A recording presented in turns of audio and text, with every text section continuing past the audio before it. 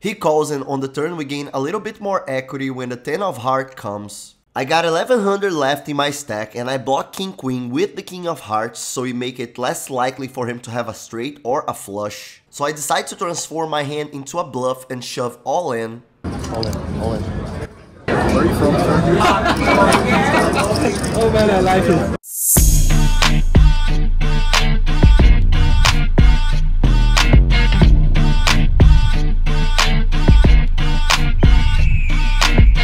I'm all in. Yo! First of all, I'm drunk. And I'm gonna play 5-10 at Bellagio at 4 AM. Let's go. Okay, let me explain this idea of playing a late night completely drunk poker session at Bellagio.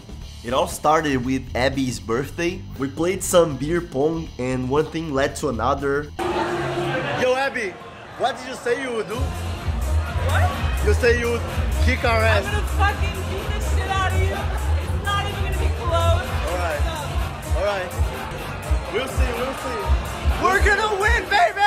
No, bro, we're gonna lose. We're gonna lose. Okay, fine. We're fine, probably gonna fine. lose. We're probably gonna lose. Gonna lose. Go, go, go.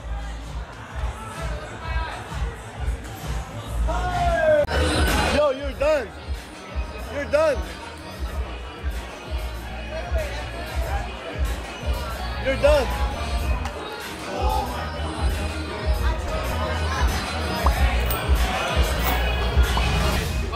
Well played, bro. Well played. Well played, bro. Well played, bro. Well played. Vamos, vamos, vamos. Vamos, Brazil. Yo, well played. it was a pleasure. It was a pleasure. It's a good game. Yo, yo, yo, yo, yo, yo. This is what's up. Oh shit. No, Oh shit. Oh Yo, shit. hey, this is a real black guy with a real tight guy. You know what I'm saying? He by himself solo, but he about to get in that vagina.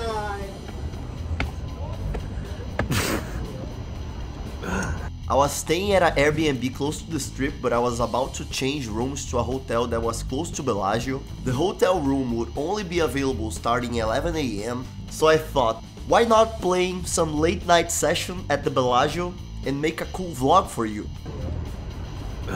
Yeah, bro. 4 AM, that's what's gonna happen. That's what's gonna happen, guys. Let's go. I'm gonna post this shit, bro. 5-10, don't let me hold them. So now that I've set the stage and we're gearing up for one of the wildest poker sessions of my existence, welcome back to the Poker Profit channel, the first poker vlog created to help you become a better poker player. I buy in for 1500, which was the max, and I clock in on the Bink app. In the first relevant hand in this table, I see 10-7 offsuit from the big blind. Thank you, bro. This is really my life. This channel is my life. They already realized I was drunk and I was a vlogger, so I was playing the part of the fishy drunk poker vlogger who was a great target for them to make money. This was one of the first hands and I couldn't record the beginning. Small blind limped pre-flop and I checked. Flop came 7-5 king. He decided to bet $10 and I called. Turn came a king of hearts and now he checked. I was pretty confident I was winning, so I bet half pot for $20, looking like the drunk crazy guy that just wants him to fold. He quickly called and the river came a complete blank, a deuce of hearts. He checked to me again. I could realize that I was most likely winning this hand and I was definitely gonna bet for value. The question is how much. So because of my drunk crazy image, I decided to polarize here and bet big. Maybe target his ace high, queen high and even jack high hands. So on this blank river, I decided to bet $100, which was 125% of the pot. He calls, I show my hand, and he mucks. Drunk. Next hand is completely wild. I see ace-jack suited from the small blind. Early position open raises to $30.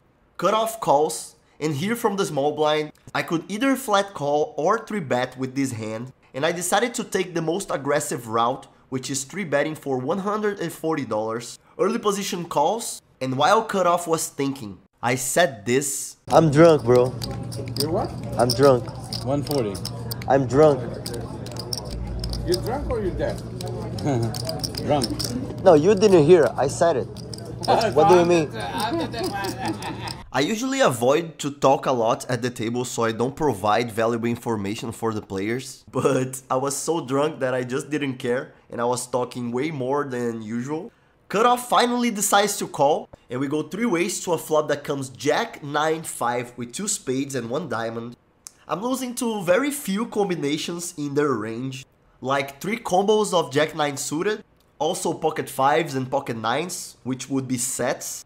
I don't see any of them having jacks, queens, kings or aces, so most likely I'm winning here, and I'm gonna bet for value. I decide to bet half pot for $220. Early position quickly calls, cutoff calls as well, and then the turn comes a deuce of diamonds. Now there are 2 flush draws in the board, and I'm still pretty confident I'm ahead. They both have plenty combinations of flush draws, straight draws, jack-axe hands like king jack, queen jack, 10 jack. I got a little more than 1,000 left in my stack. Stack to pot ratio is pretty much 1, and I'm definitely gonna bet here. I don't wanna give them a good price for flush draws to call and be profitable. So to me here is a pretty easy decision to shove all in, and that's what I do. I go all in for the $1,090 remaining in my stack. I remember that when I did this all in, I made sure to have a pretty drunk face, like I'm so drunk guys and I need to get some sleep. Very soon I will most likely lose all my money to you. Early position calls for less. I kept my drunky face for cutoff to call as well. It's about 975, honey. Which is what he does. We're 3-way all in. Everybody's in? Hopefully the river is a blank. River comes an 8 of diamonds. I show my hand and early position quickly shows queen 10 offsuit for an open ender that got there in the river. He was supposed to have 8 outs for the straight, which is roughly 16% equity, but cutoff had jack 8, so he was burning one of his outs. I was in a pretty great shape to win a more than $4,000 pot. As you can see, I had 76% equity to win the hand. But it didn't happen, and we start this session losing $1,500 in one of the first hands. We buy in for $1,500 more, and roughly an hour later, we see this king jack suited from the under the gun. But before moving on with this hand, I would like to ask you to hit the like and subscribe to this channel. Also, let me know in the comments if there's something I can do to improve the quality of this vlog. We're always looking for improvements, and your opinion is very important to us. Now coming back to the vlog, I open raise to 30 with king jack suited from the under the gun, small blind and big blind call. We go 3 ways to a flop that comes 3 deuce 7 with 2 spades. I got 2 overs and a king high flush draw. That's a lot of equity. So when they check to me, I'm gonna bet. In case they fold, I'm gonna be fine, and in case they call, I still have a lot of equity to reach a great hand in the turn or river. I start betting $60 into a $90 pot. Only small blind calls, and we go heads up to a turn that comes a 10 of diamonds. Not the best card for my range and for my hand, but when he checks to me and I see his effective stack is $1,000, I decide to put pressure and bet pot for $200. He calls and the river comes a pretty interesting one. Now we got top pair and there's a very big chance we're winning. I believe any hand that was better than pair of kings would check raise either on the flop or on the turn. So when he checks to me again, I decide to bet for value.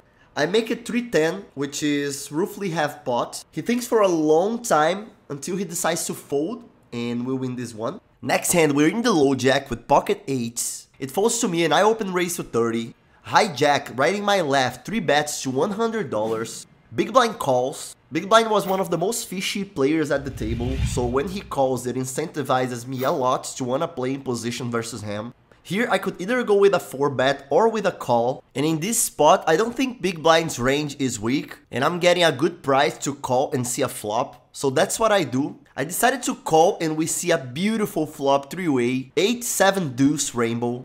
We've got the nuts. We both check to the hijack who c-bets $230. I don't see a great reason to check raise. I want hands like ace king, ace queen, ace jack to keep bluffing. Those hands are close to drawing dead versus me. And also the hands that hopefully he has like aces, kings and queens only have 2 outs and will most likely keep betting. So in this spot I decided to just call and see the turn out of position. Turn comes a 9 of clubs. That can be a scary card for him. I check and now I hear those beautiful magical words. Holdem.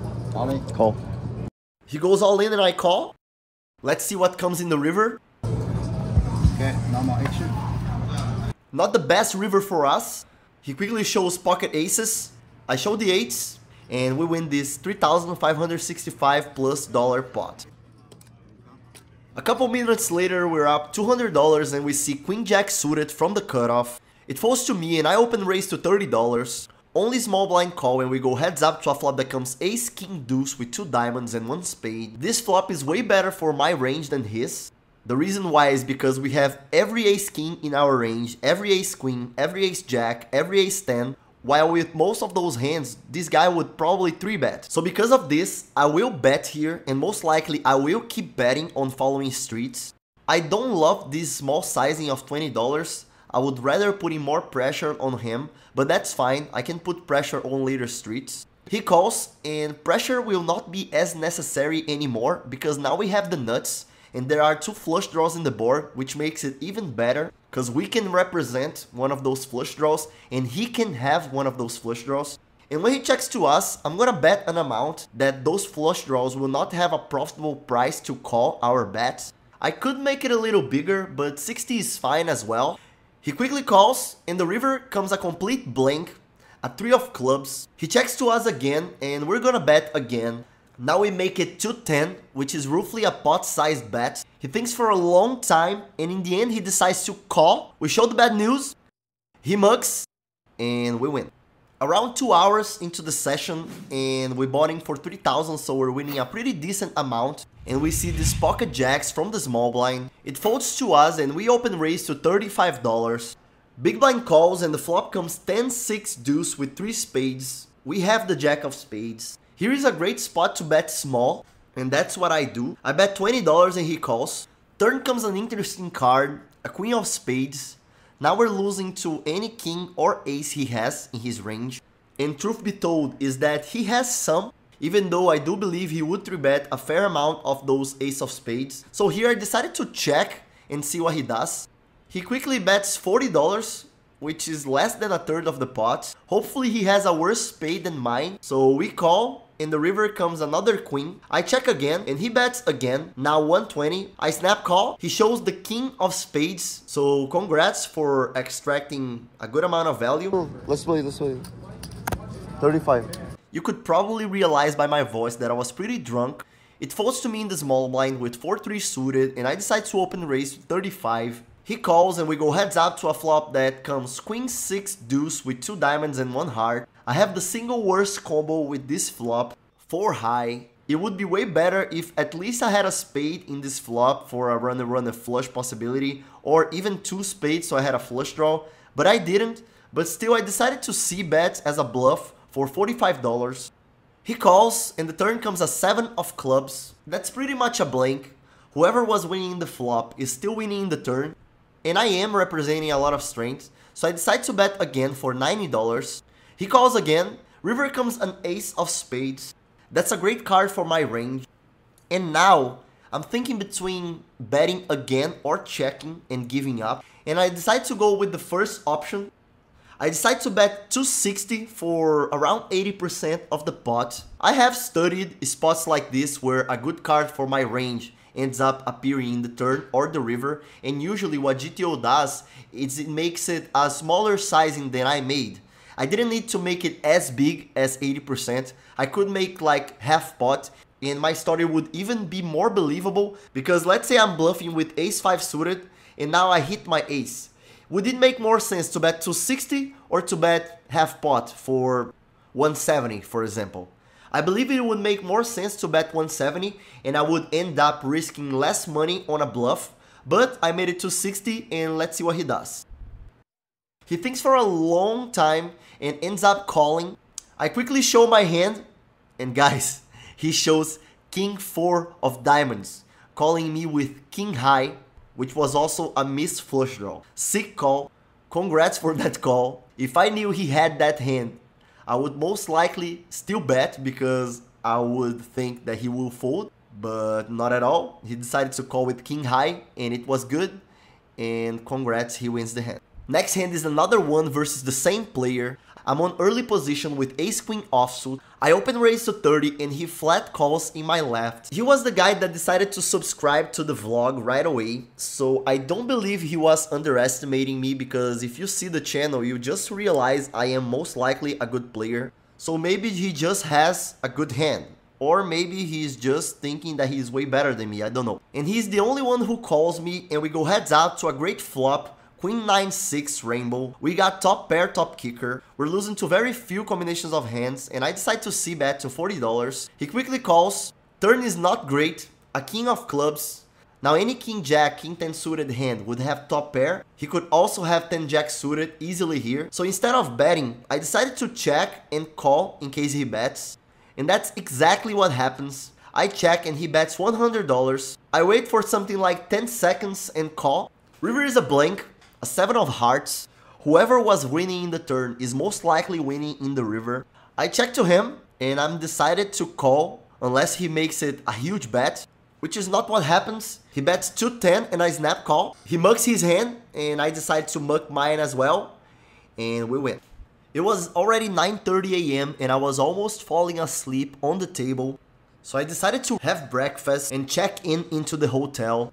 But in the other day, I was back at Bellagio to play now a sober session. The lines in that day were insanely huge, but I called in advance and I got there, so I didn't wait for too long to get my table. We buy in for 1500 again, and one of the first hand we see in this table is this ace queen offsuit from the low jack. Early position raises to 30, and here from the low jack, I'm gonna either 3-bet or fold, just like GTO Wizard advises. And as you can see, ace queen offsuit is a 3-bet 61% of the times in this spot. But in my opinion, I would just 3-bet 100% of the times this hand. And to explain you why I believe you should 3-bet every ace queen offsuit from the low jack versus open raise from under the gun +1. This is under the gun +2 advisable range according to GTO Wizard.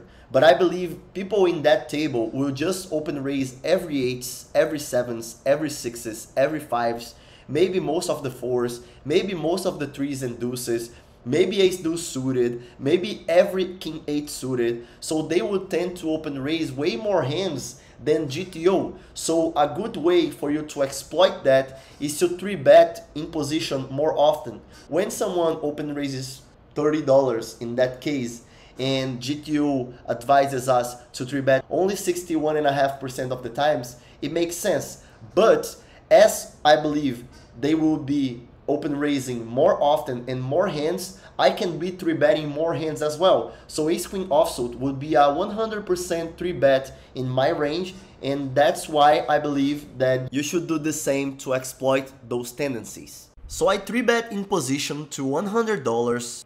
And then for our surprise, a guy that seems a recreational player decides to cold 4-bet to $250 from the button. They all fold to me, and because he showed so much strength, I decided to fold this ace queen offsuit. He asked if the hand would be in the vlog, and I told him that if he showed the hand, the chance would be bigger, so he showed pocket queens. And the next hand we see the first pocket aces of the night. I'm on the big blind, cutoff raises to 30 and button calls. We're gonna 3-bet for sure, and I decided to do a smaller sizing than I will usually do. I made it 140, so they could call me more often, but unfortunately they all folded and we won this hand.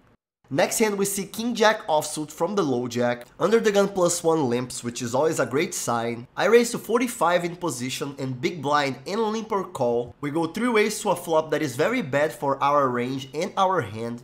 10-7-6 rainbow. They check to me and I decide to check back. The turn is a queen.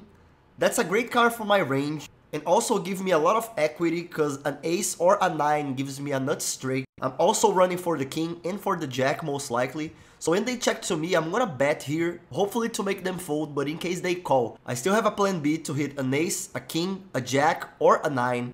I bet $90, which is little more than half pot, and they both fold and we win this hand. Next hand, we're on the middle position with pocket 9s. Early position raises to 30 and I'm gonna 3-bet here. I make it 100 to go. Early position 4 bets to $330. This table has definitely way better players than the table I was playing last night. That's normal. Yesterday I was playing at 5 AM and today I'm playing at 8 PM. And here with pocket 9s I can either go with a call or with a fold. I believe I should do a mixing strategy between both. 40% call and 60% fold, and in this case, versus this particular player, I decided to call in position and see a flop, which is a pretty good one for our hand. 10-6-5 with 2 spades and I have the 9 of spades. We're mostly losing to aces, kings, queens and jacks. He c-bets 220, which is around a third of the pot, and I call. And unfortunately, the turn comes the best card in the deck for him, at least for his range. an ace of diamonds.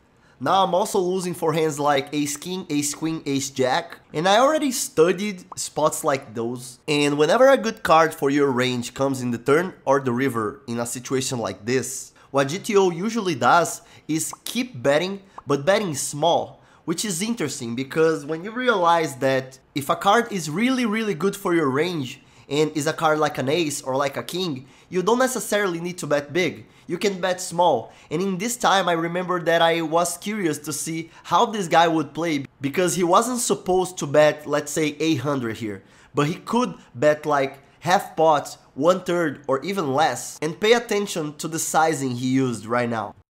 He makes it 180. That's less than 20% of the pot, and I remember that when I saw this, I realized that this guy was solid, and most players in this table were playing solid poker, which is not great for us in terms of making profit. Poker is a zero-sum game, so for us to make money, other people have to lose, and strategically speaking, it's way better to play against someone that doesn't know how to play or plays bad, other than playing versus someone who is trying to play solid poker and achieving that. I ended up folding, I bought in for 500 more, and the next hand I see pocket queens on the middle position, one limper before me, and I raise to 40.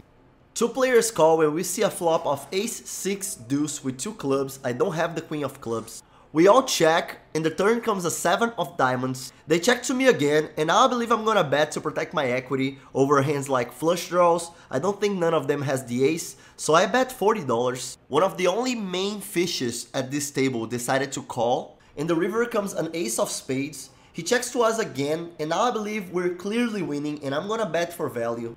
I decide to bet $150 and he quickly folds. Next hand is the most interesting hand from this vlog in my opinion. I see pocket kings from the big blind. Early position, open raises to 30 and hijack 3 bets to $100. It folds to me and we got an easy decision to 4-bet. The question is how much. I decide to make it smaller than I will usually do. I 4-bet to $290. 1650.